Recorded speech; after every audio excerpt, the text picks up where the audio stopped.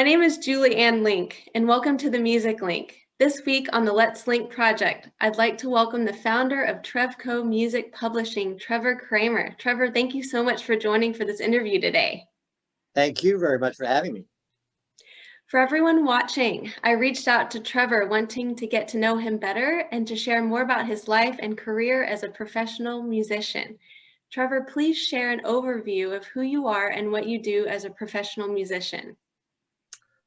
Well, like so many people, I started playing an instrument, started on clarinet, but soon transferred to bassoon in high school.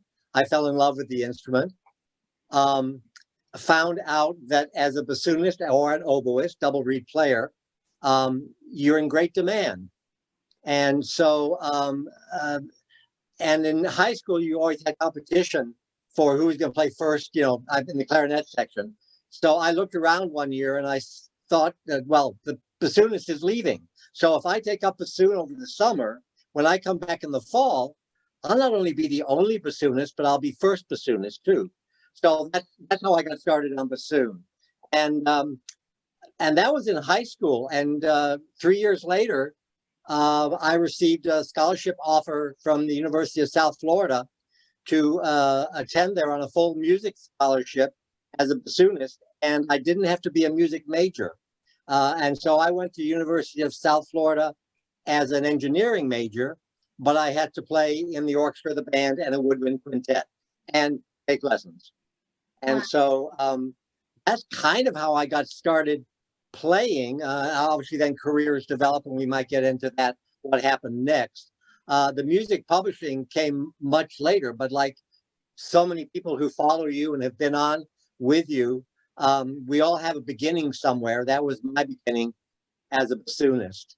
And then actually, when I finished college, I got drafted into the U.S. Army, which I was not happy about. But I still remember to this day, they had a designation of what you wanted to do. You could tell them what you'd like to be. And I was going down the list, and there was something called, I still remember it, O2K20, which happened to be a bassoon player.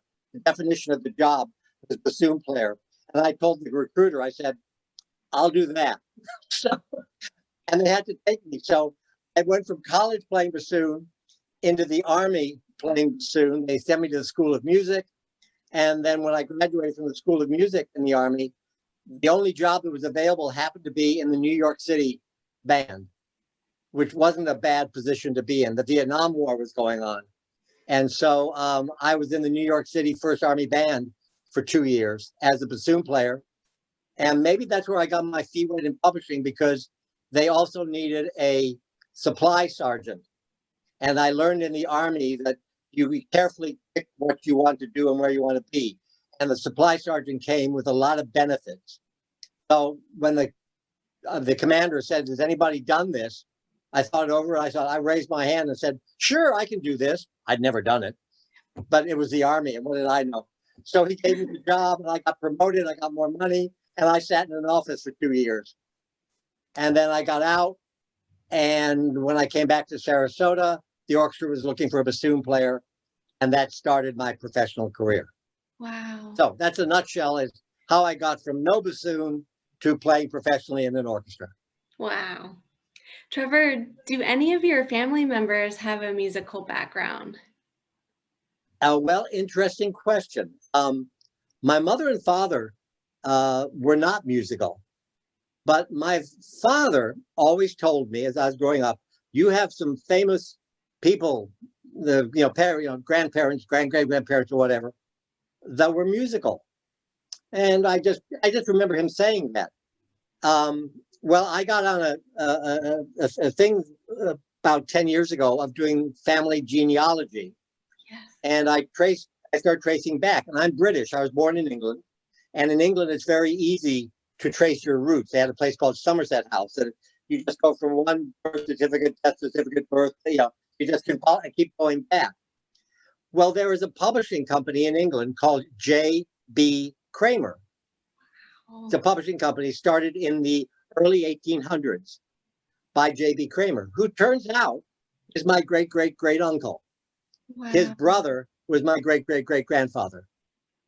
And more interestingly, if I may bore everybody with this little bit of this story, when we were in music school, we're taught about the first orchestra.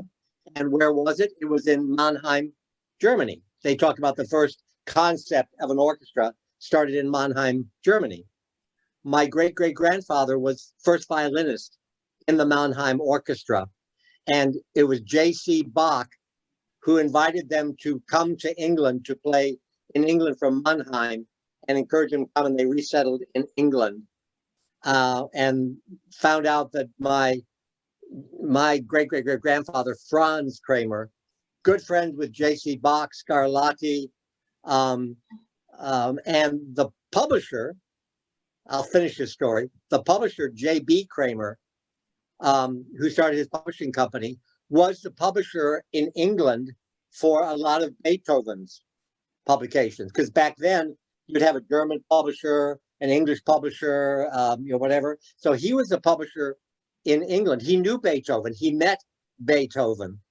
And when Beethoven, the story, and this is true, it's actually in Groves, when Beethoven approached him to publish his fifth piano concerto, apparently my great-great-great-uncle said, "Oh, Ludwig, you've already done four. This is the fifth one. The public, how many can they take?"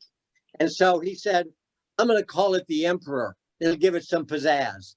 And so it was my great-great-uncle who appended the name Emperor to Beethoven's fifth piano concerto in the English, first in the English publication and then worldwide.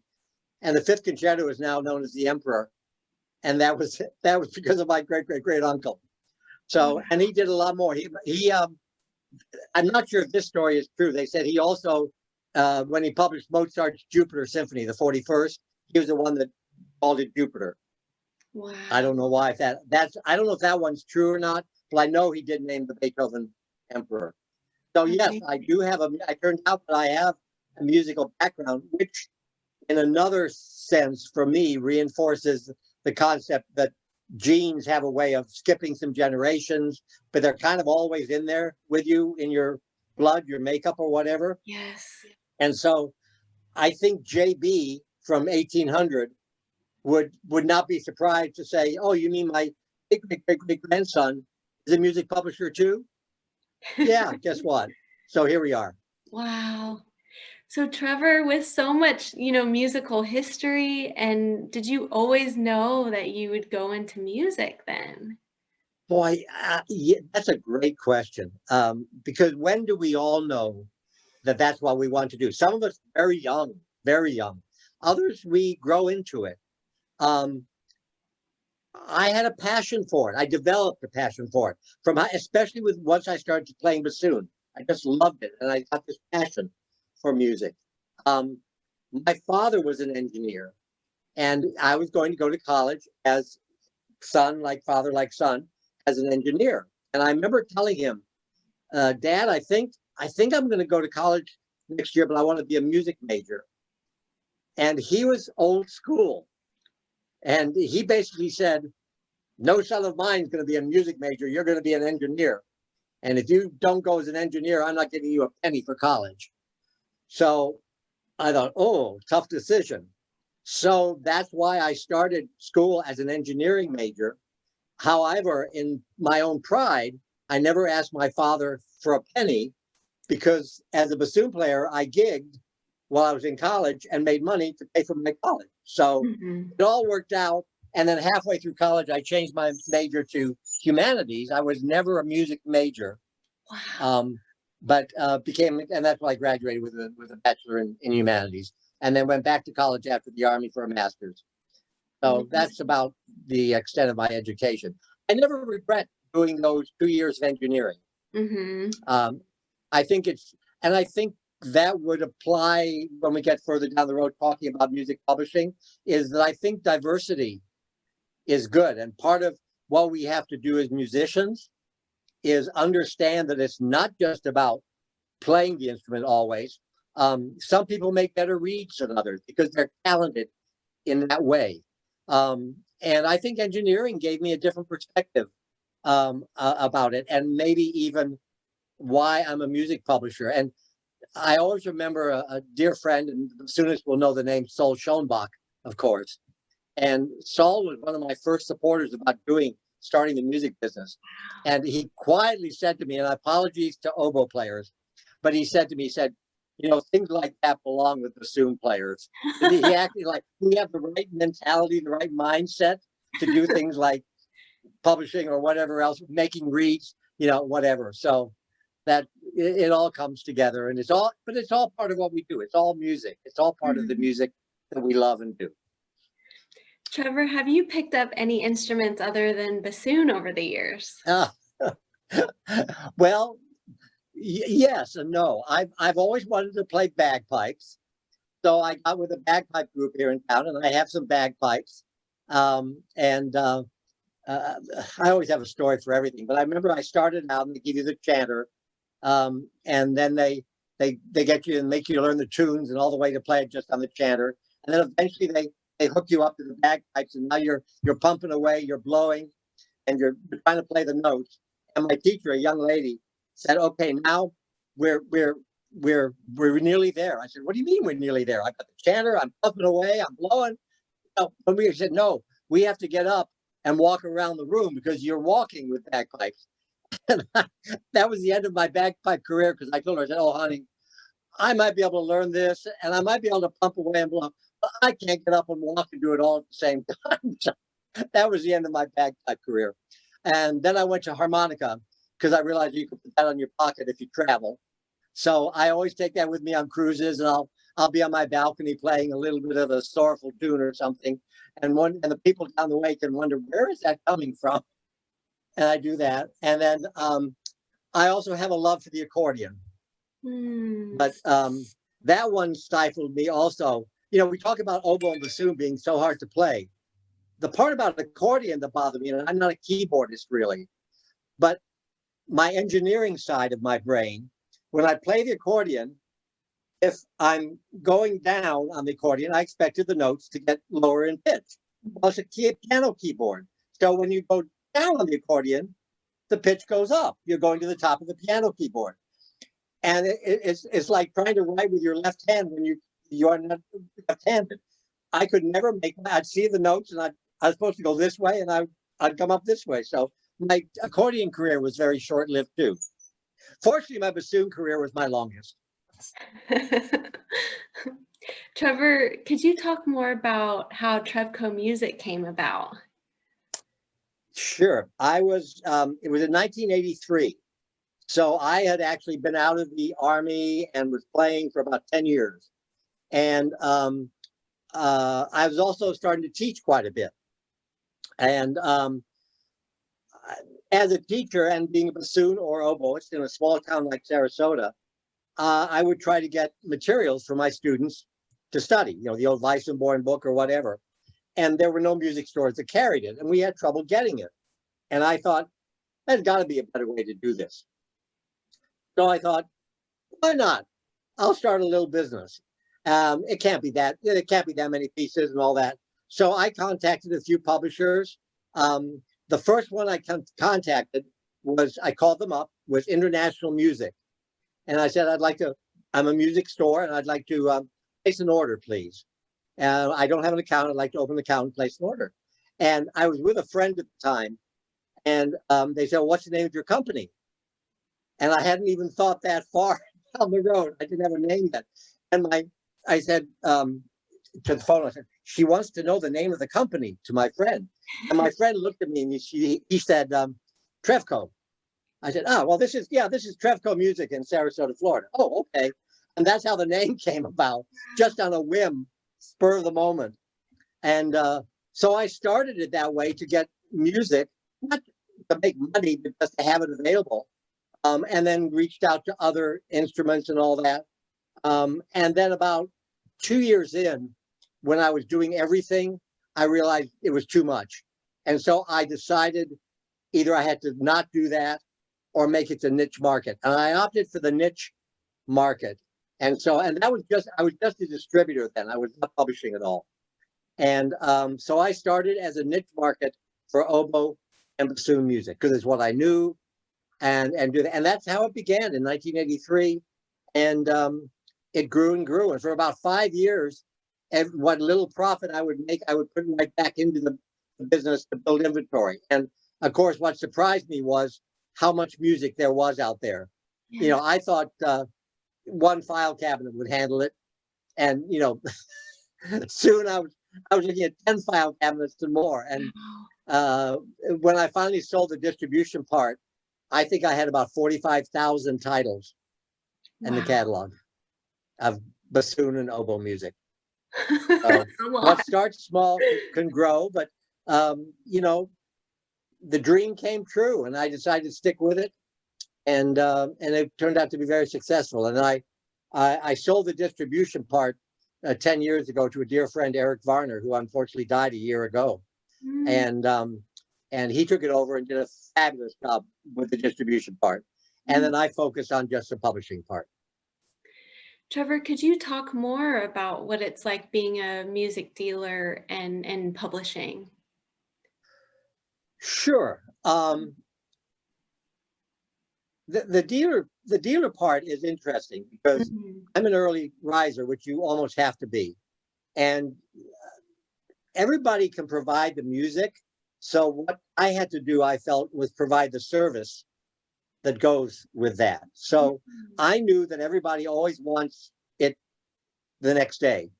So I was big on the fact that when I got an order in, I would get up, and I was going to work at 8 o'clock. I'd get up about 5 o'clock, and all the orders that came in overnight, I would fill the orders, process them, and drop them off at the post office on my way to work. So basically, I was getting a 24-hour or less turnaround. And that was way before big time internet, obviously. Early then, it was a lot of orders came in by mail with checks and all that. So that's kind of how the distribution started. And the distribution takes time. You know, pulling an order, you have to make sure your inventory is organized. Somebody always came in once and said, "Why is your inventory like this? Why isn't it alphabetical, or why isn't it this?" And my inventory was organized by publisher, and then within that, I had a dear friend that drove him crazy.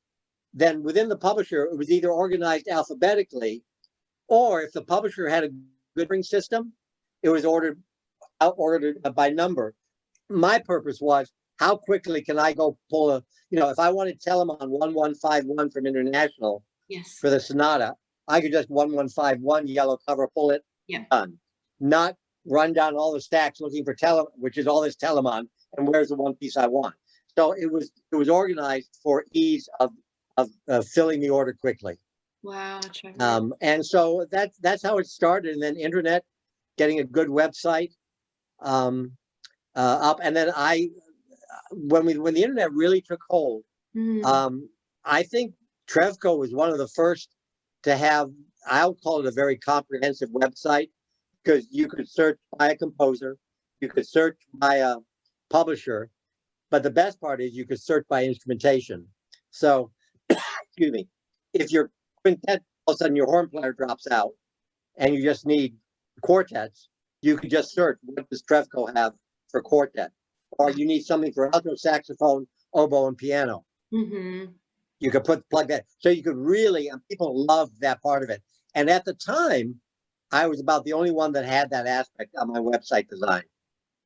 And they had options of searching. So people, I think, liked the website. Of course, you started using credit cards, and made everything easier.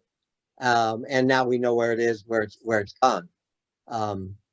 So that was the distribution part. And then the publishing actually came out of that, when somebody would say, "I've got this quartet I'd like to get published." And then I started to think, why not? One of the first pieces that I actually published was my own arrangement, which unfortunately copyright I've had to pull, but of Peter and the Wolf for woodwind quintet. And that came about because we had a quintet that was playing gigs, and we were playing at I must say, a bar and restaurant. We played typical musician. Hey, if you play happy hour, give us free dinner. Sure. Excuse me. So we played. The owner came up. He said, "I don't know much about music, but I love Peter and the Wolf. If you come back next month, will you play it for us?" Wow. Well, there was no arrangement that I knew of. So I said, "Sure." And I arranged it. We went back. And then I thought, well, why not publish this? And back then it was legal to publish because it was before the GATT treaty. And then copyright laws got reinstated. And I had a big discussion with Boozy on it, and we mutually agreed that I would withdraw it until it came into the public domain. So, but that was the very first piece I arranged and published, actually. Wow, Trevor. It's amazing hearing about the importance of the website being user-friendly and just making things easy for people. And we all know how that is. I mean, Amazon, they make it so easy. Websites have to be inviting. Even when I worked at the symphony as general manager and we would be working on the website, I'd always say, if they can't find what they want on the homepage in one click to go to the next, don't give them 10 clicks to where they want to get to. Really let the user be comfortable. And if you do that, you'll win them over as a customer, whether it's ordering tickets, music, whatever it may be. Wow. Very important in this day and age. Advice. Good website design. Trevor, tell me about your music teachers and how they influenced you. I basically had one music teacher. As I said, I went to the University of South Florida. They didn't have a bassoon teacher at the time, and they put me with the oboe teacher. Her name was Patricia Stenberg, a very fine oboist. And interestingly, she couldn't help me as much with specific bassoon issues. She played a little bit, but she was really an oboist. But it's one of those magical moments where you get a teacher that inspires you to such a degree. And I always used to say, she didn't teach me how to play the bassoon. She taught me how to play music. And she taught me the inner structure of what you're playing, not how you play it. That's your problem. You figure out how to figure that. But this is what it's going to sound like, and this is kind of what it's going to feel when you do it. So I credit her with where I am musically as far as a performer, emotionally, and with teaching. A lot of her teaching style I transferred and would apply when I started teaching. Trevor, could you summarize a few points about what you've learned about the music industry? Well, I would start by saying it's extremely diverse now.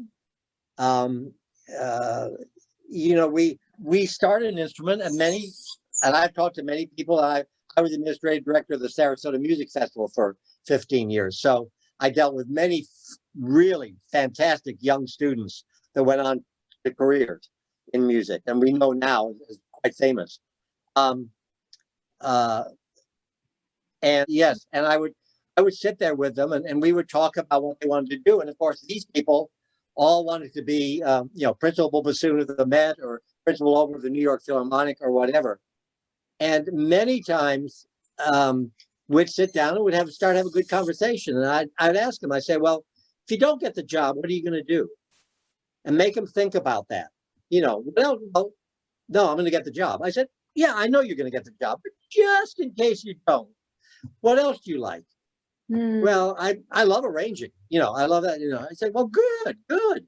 So maybe you could start doing that, still do that, still play, still work for that job at the Met, but start arranging. Or I'm intrigued by the mechanisms on the instrument. And have you ever thought about being an oboe repair person or a bassoon repair? There's some 3 or 4 really outstanding ones in the country. You could go do an internship maybe and learn how to really, really take a bassoon apart, put it back together, and really make it sound so beautiful, much better than it was, and play beautifully and not click and clack all over the place. So I would encourage them to always be thinking outside the box of just that principal bassoon position. And I was always, for the most part of my professional career, a second bassoonist. And I always would say to them, I said, and there is nothing wrong with being a second bassoon. I'm not saying that because I am. I said, you're kind of the bottom contra bassoon or whatever. You're the bottom of the reed.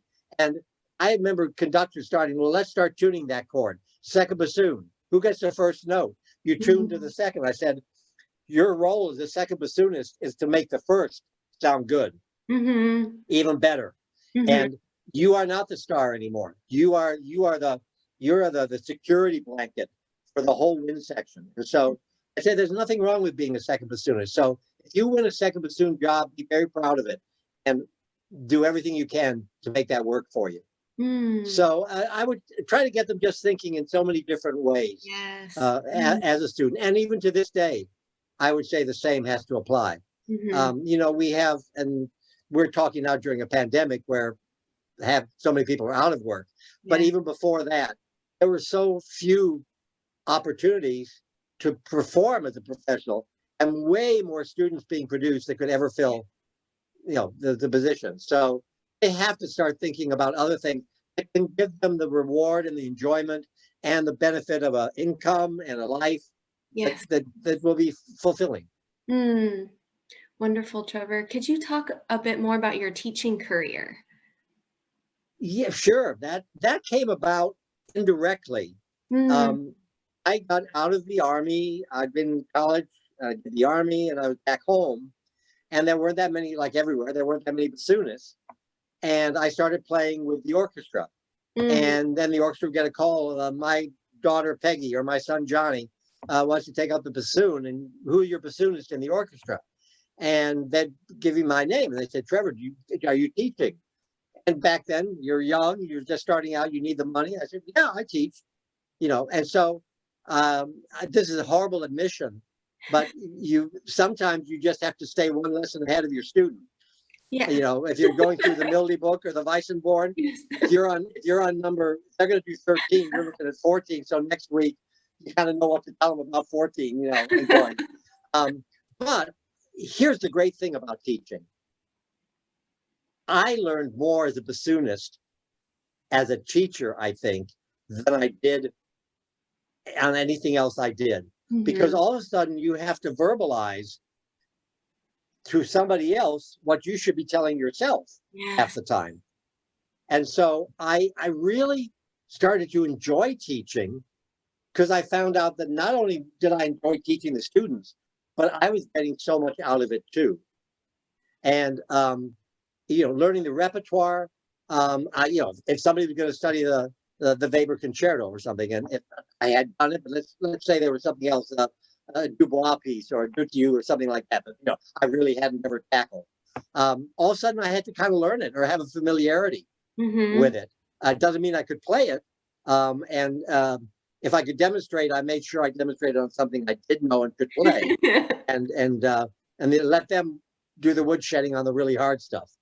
But it was a very rewarding part of my overall career as a musician. I thought I really loved the teaching, and again, it's a matter of personality. My teacher, my oboe teacher, had such a great personality, and I think a lot of that rubbed off on me. But I always was positive, enthusiastic, encouraging with the student. All those things that we all know. I'm sorry, I'm talking to the choir. You're preaching to the choir because we all know we have to do this. But that's how I learned to do it. Was on the run, so to speak. Could you share more about your chamber music career? Yep, I love chamber music of all sorts. I've played in many quintets, woodwind quintets. In fact, we started one up, and the flute player and myself were the founding members. And we did that for about 25 years. We had that quintet going. I have now retired from playing, so I'm not actively playing in anything right now. But we were in a woodwind quintet. I love that repertoire. I love the color. I love the interaction. 5 people is just a nice number. I also, and we bassoonists, you're a bassoonist, you know this. I just love bassoon quartets. There's nothing quite as much fun as getting 4 bassoonists together. A quick story. I was at an IDRS conference once, and selling all this music, and you know, I had a bin this deep with bassoon quartet music, and an oboe player came up, and I had about that much oboe quartet music, and she came up to me very angry. She said, "You have all this bassoon quartet music, and you hardly have any oboe quartet music." And I don't know where, as a salesperson, it was the worst thing I could possibly say. I turned to her and I said, I just don't know four oboists that want to play together. That was a horrible thing to say. But I only say that in regards to the fact that four bassoonists will always get their horn out and play quartets till kingdom come. Yes. And yeah, serious, light, everything. We just love it. So those are the two genres in chamber music. I've played a lot. I remember when I was in college, I played my first Stravinsky octet, and I had never played it before. The assistant band director came up and said, "We'd like to put the Stravinsky octet on this concert." Okay, I was a cool guy. Sure, yeah, no problem. Gave me the part, and of course, typical bassoonist. I really didn't look at it until that first rehearsal, and so I'm sitting down. I'm going like, "This is hard," And then you're a bassoonist, and you get to that part with the and I'm going like, "Wow, I better look at this and practice it." But chamber music, but it was great fun. And that was my first experience with Stravinsky octet, and I love that piece. Wow. I'm pretty much a diehard romantic, so I like lighter stuff. I love Fuchik, but I like serious stuff too, and I love the Hindemith Quintet. I think it's one of the greatest pieces in the repertoire for us. So all over the place. Wonderful, Trevor. Could you share about your orchestra career? That, as I said, started after I got out of the Army. I went back to Sarasota. They needed a bassoonist. I became second bassoon with the back then Florida West Coast Symphony, now the Sarasota Orchestra. And I played with them for probably about 35 years.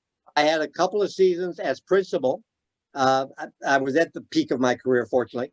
And that was only, they had hired somebody, and he was a college student. He was finishing up his master's, and he couldn't fly down for all the concerts. So I say principal. They made us co-principal. The concerts he could make, he would play, but when he couldn't make it, I got to play principal, which was fun. But I was happiest being a second bassoonist. Nancy Goris from Pittsburgh Symphony. I played with her for 2 years. She was our principal bassoon one year with our orchestra when she was at Tampa and Sarasota. And to this day, a dear friend, and she taught me a lot about orchestra playing. I have stories. I always remember playing a Liszt piano concerto. Yes. And you're a bassoonist, and I was playing it, and I didn't rehearsal, fortunately. I didn't have my best reed, and second bassoon has a solo pianissimo entrance on a low E. And my reed was just not speaking. And Nancy was the principal. I turned to Nancy and I said, "Would you just play that for me today? I'm just having trouble." And I loved her for this. She said, "No, that's your note and you'll play it." And so, which was the right thing to say.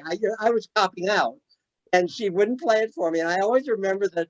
And so I made it work, without embarrassing myself. And what she was really saying is, don't you ever come to a rehearsal again without a good read. Right? So what a lesson. Yeah. So we and maybe all of this too is that I don't care where you are in your career or your life, you can always learn. You always must keep learning. Yes. And she taught me a good lesson. So so then I went down to contrabassoon by choice, second bassoon contra, third contra, to kind of close out my career. And then I really saw these young players coming that were so good. They're just tremendous now, these young players. And I remember saying, "Look, I'm the administrative director of the festival. I'm the general manager of the orchestra. I think maybe I'll just stick with that. And I think it's going to be my last year of playing in the orchestra." I still played, but gigged and when I needed, but I gave up my regular position with the orchestra. So that was the extent of my orchestra career. I never played professionally with another orchestra besides the Sarasota Orchestra that whole time. And back then, there were no auditions. There were no screens. The conductor said, "Oh, Trevor, good, you're back from the Army. You're going to play with us." And that's how I got the job. Yes. Could you talk a bit more, Trevor, about being general manager with the Sarasota Orchestra and about the role that you played in auditions? Sure. It came about like everything else. It's kind of like starting Trevco Music. I was not in music. I was working a manufacturing job, actually. I left that, the orchestra was looking for a part-time education person in the department. I applied for the job and I got it. And then, long story short, went through several other jobs and all that. And before you knew it, 2 years later, I was the general manager of the orchestra. I had the executive director over me, and I was the general manager of the orchestra. And then I just kind of grew into the job, on the job training. And as the orchestra got more professional, there were bigger challenges because I was still playing with the orchestra. And we all know what it's like. Don't get me wrong. We all are after the same goal, but many times in orchestras, especially if they are union or not or whatever, the players have one idea of what things should be and the management has another. And I would be there in the orchestra and I would be on the management side negotiating a master agreement. And I was going to be affected by, and it got to be almost really difficult. I really tried to maintain a good and honest and fair relationship, and I think I did with the musicians. I think I'm still friends with so many of them, and I haven't played for a long time, so I think that says a lot. Yes. But so when it came to auditions, as general manager, I was in charge of organizing those. So, and by then we were with screens like everybody does and all that. But then you get into all the issues, musicians come with you on here and talk about how to prepare for an audition. Yeah. I saw it from the perspective of being on both sides of the screen throughout the audition. I would be on the one side with the judges and the musicians that are listening, making sure they didn't do anything that was incorrect, saying, that they didn't ask the musician. Well, back then, every question went to me. I related to the musician back. You mustn't talk. You mustn't hear they can't guess who's behind the screen. You mustn't. So, and same thing with the musicians. That was in the days where the women were asked to take off their shoes so that you didn't hear the click clack of heels to know that it was a woman that was coming in and not a man. All those issues. So it was interesting to be in those formative stages for us as where our orchestra was, of trying to be as professional as we could when it came down to auditions. And then my role many times was to, when I was going out to get a musician to come into audition, to make sure I did everything possible to read them and relax them and support them and let them know you're going to do great and all that. And then same thing with the judges, make sure they just stayed in line and keep them happy. So it was an interesting experience to see it from those two sides. And audition days are long days as well. Yes. That was the other thing. I will say this, if anybody is listening to this and saying, oh, what other careers are there? Well, you can become a manager of an orchestra. Yes. It's very different than a musician. I remember one year I worked, because I had to be at concerts and performances, that we always had a house manager. I would volunteer for that quite often. I went like a whole month without a day off and working long days. And then even, Sundays you want to have off, you got to go in for that 3 o'clock concert. Yeah. And so, be prepared to have a different approach to your work and how you do it and the hours. I mean, many days you put in 10, 12 hours. You're paid a salary. You're not paid by the hour. Musician, you're paid to sit in that seat for 2.5 hours, do your job, practice at home. Absolutely. You do way more than that 2.5 hours. I know that. But so the job becomes quite different. So I was very fortunate, I think, to experience both. Trevor, thinking of how just the evolution of auditions and going from, like an invitation to then, starting these procedures, do any specific procedures come to mind that you found really helped musicians and the panel, from having the wall up or, that helped people have a good experience that we could share? Yeah, well, I think I remember once when we had a tuba audition. Unfortunately, then you're only dealing with about 10. Although you've got 50 showing up, but there are about 10. And I would say this, now to a management person, not even a musician as such, but where we were back then, when somebody was flying in for the audition, they had to make their arrangements where they're going to stay. We always, quite often, it would be myself, would meet them at the airport, pick them up, make them feel almost like family right away. Yes. Great, you're staying at that hotel. I'll take you there. We'll be over here in the morning to get you up and all that, and then you'll have a private room for warm up, and with the what we'd call niceties. Yes. You always have the water in the room. You have the private room. You gave them the warning. You do everything you can to relax them or to lead them so that they have the best possible audition they can do. Now that as you get to a certain point, it's out of your hands. They are who they are. If they have anxiety problems, they can't solve those in a day. But you can do everything you can to make them play the very best they can. And I think, so if I were talking to any managers, and they all know this, I would say that's our role, is to let them be who they are. And Trevor, with seeing and being a part of all of these different roles of this of the orchestra, did you have any realizations about auditions and seeing all these different aspects? Not really. The only realization was you in a very short time you really fell in love with some people. Aww. Both personality and their playing. And the hard part would be you get down to 3 finalists, and boy, any one of them could have been it's just the whim of that audition committee, how they did on the Mozart, or what they selected for their solo, or whatever it could be. It could turn the tide in their favor or not. Yes. So yeah, it could be then it becomes so personal. Yeah. It's rare though. I think it's actually rare that one just shines so far above everybody else. And everybody has such good training now, and is so prepared, and is so good. Orchestras are very lucky.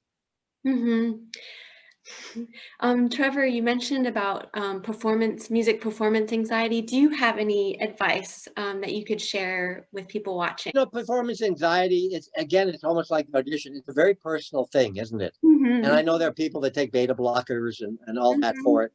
I think it's just trusting in yourself, knowing what you can do out there, what you can't do, and knowing that you can sound fantastic and do it. So it's a very real thing. Don't get me wrong. I understand that. But I think that's something an individual deals with before they get on stage. And I'm sure there are very many professionals out there that probably deal with it on a daily basis. I mean, if you're principal something of the Met and you have this big opera solo, you talk about anxiety. How many people are listening on the radio to it, and all of a sudden the oboe, you go, oh, who was that? Was that Nathan? Was that Nathan Hughes? Trevor, could you share if you've ever experienced any music-related injuries? I was very lucky. I never have. No, that's a good question, but personally, I never did. So, and even the trumpets behind me can still hear what. Right. No, I think I have my hearing, and I was very lucky. Yes. Trevor, share about your reed making style and techniques. Oh, I love that question because as I was getting older, I was okay as a reed maker. I wasn't great, but I made decent reeds.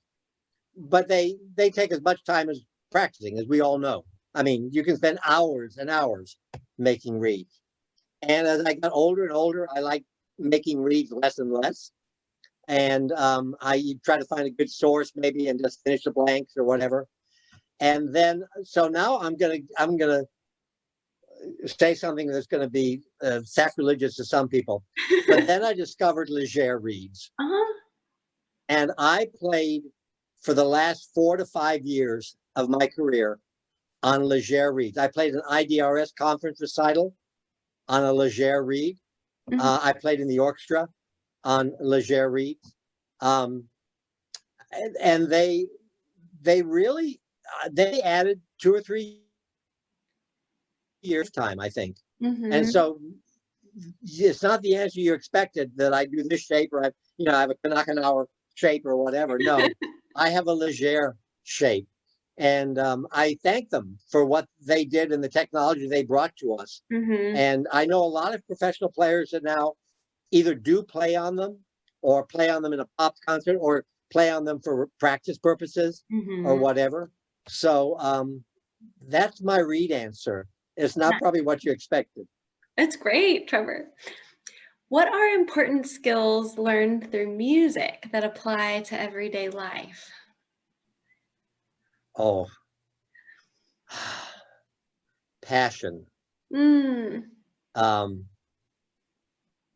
emotion, what music brings out in us when we play it and when we listen to it. For me, that's how you have to play your life too. When we listen to Nimrod Elgar, if you can't get emotional during that, I almost feel sorry for you that you don't have that ability to feel that. I still, to this day, if Nimrod comes on the radio, I'm in my car and I get in the driveway, I have the driveway moment. I will not pull in the garage until Nimrod is done. It's just one of those pieces that just grabs me. Right now, I have a big kick going. This is not classical, but in a way it is. An Edith Piaf piece called Non Je regrette rien. It's one of her most famous pieces. And it's used in a Geico commercial right now, of all things. But when I hear it, for some reason, what he wrote just elicits a certain emotion in me that either brings back childhood memories, I don't know what. So my point of saying all this is, what the music does to us emotionally, we should let our lives be that way and be sensitive to all the people around us. Be open. If you go to play a contemporary piece you don't like, go in there with an open mind and give it your best shot. And you know what? You might walk away from that concert saying that's one of my favorite pieces. Wow. And that's life. When you meet people, don't judge them until you get to know them. And these are all musical things in a way. Yeah. And then always give it your best shot. And be open. That's kind of a crazy way of putting it together, I guess. Trevor, I loved how you labeled hearing a beautiful piece of music in the car as a driveway moment, because I think we've all been there. We've all been there, yes. Again, one of my famous, most memorable driveway moments was Mozart Bassoon Concerto. And you're a bassoonist. How many times have we heard that? And, a gazillion recordings of it out there. I was coming home once, and I turned on the radio. It was in the middle of the second movement. I got home, and I was a very short drive, and I was in the middle of the third movement. Aww. It was the most remarkable performance I had ever heard, and I had no idea who the bassoonist was. I started trying to second guess myself and all that, and I'm not ashamed to say, I'll tell you who it was. It was Ben Kamens. Oh. And it was the most glorious, perfect Mozart bassoon concerto. And up until then, Klaus Tunemann was probably right on the top of my list for that, or Milan Turkovic. But this was Ben Kamens. So that was the driveway moment. I had to stop, and I couldn't get out of the car till I knew who that bassoonist. So another driveway moment. Is there any advice that you can share for musicians just starting out their music careers? Sure. Keep an open mind. Dream. Focus on what you want to do. Dream. Make that your goal. At the same time, look for other things that you love. Maybe you're mechanical, and maybe you make the best reeds in the world. So look how many wonderful people are out there now with reed businesses selling their reeds on the internet. And you didn't get that orchestra job you auditioned for. and you have to support yourself. Well, you have talents. First of all, if you're an oboe bassoon player, you're an extremely talented person. I'm sorry, I'm going to just say that about us. It's crazy that we took it up, and considering our two instruments that we play, I'm lumping the double reeds together now. I know this is more bassoon, but you look at that crazy instrument, and how do you make the thumbs and the fingers do all that? You're talented to begin with if you did that, and you have a passion for that. Transfer that passion to that job you want, but transfer that passion also to other things you can do. Yeah. I think I told you earlier, I had a student once that was really good at editing music. He worked for me one summer as an intern, and he would edit a lot of the scores I was publishing and engraving. And he developed a really good talent at that. And he loved it. And he pushed it. And he is now the principal librarian of the Houston Grand Opera. So and he was a bassoon player, but he realized he was just going to be playing in community orchestras, maybe. Yep. He was a good bassoon player. He was not that top tier bassoon player, but he loved music and wanted to stay with it. He is so happy with what he does because he's so good at it. So you can be good at things beside the instrument, and you can still play the instrument, and you can still be at Christmas time playing 10 Messiahs and loving every one of them because it's great fun to play, and always be in demand. So you can still be doing what you dreamed to do, which is play the bassoon. Yes. And let people enjoy the sound, and let kids look at it, come up close when you're playing, and be amazed by the keys and what you're doing with your fingers, and realize that you're doing something wonderful for somebody. And then also at the same time, you're creating scores for an opera, so that the singers and the conductors and all that have the perfect music, and the rehearsal time goes much faster because they're not correcting things because you're good at your job. So I would say always keep it open. And that's kind of how I became a music publisher. I love publishing. I love engraving. I love challenges. There's a competition you probably heard of, the Meg Quigley Vivaldi Symposium. And I have 3 composers that I represent: John Steinmetz, Damien Montano, and Billy Short, Metropolitan Opera, LA Chamber Orchestra, and freelancer out in LA. And all 3 of them got asked to do a piece for the symposium this year. And I published them. And they said, Trevor, about 2 weeks ago, they said, can you publish these pieces for the Quigley? And I said, yeah, sure, we can get to it, I'm sure. When is it? They said, well, it's January 5th. You mean like in 3 weeks? And they said, yeah, but they know me. So I dropped everything. And all 3 actually just got sent out today. All 3 are done, and they're published. And my point of saying that too is that they respected me enough, and I respect them, and we work together, and you can make things happen. Yes. And there's a trust there amongst all of us too.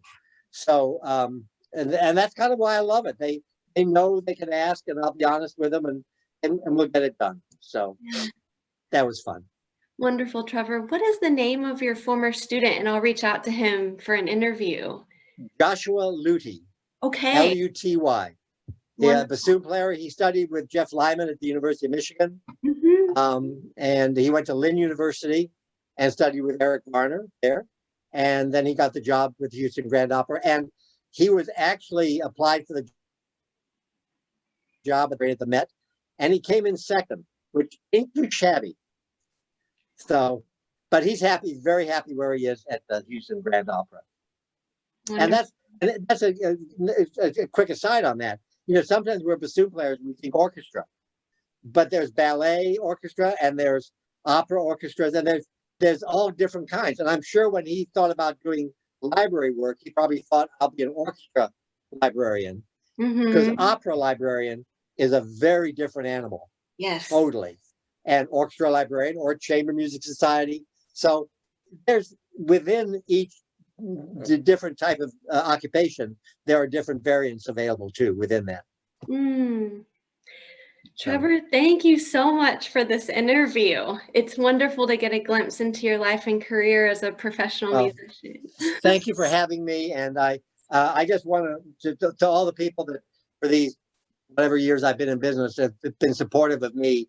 I want to thank them all because as I tell the composers I publish, when they say thank you, I say, no, without your genius, I wouldn't be doing any of this. So it begins with what you put on the page. And I'm just a vehicle to transmit that to your public. So, and the same way with my business. I'm just here to hopefully get you the music you need. And I thank all the people that have supported me all these years. And thank you, Julie. Thank you, Trevor. Okay. For everyone tuning in, keep an eye out for new videos with great bassoon guests every Thursday Central Standard Time. On the Let's Link project, every guest interviewed here is hosting an open panel discussion via Zoom the following Sunday Central Standard Time, and you can register for Trevor's session on the Music Link website. Please like, comment, and share any questions or feedback in the section below, and subscribe to this channel for new video notifications each week. The Music Link is a New Zealand-based online resource to share, learn, and connect. Thank you for watching, and I'll see y'all in the next video. Bye.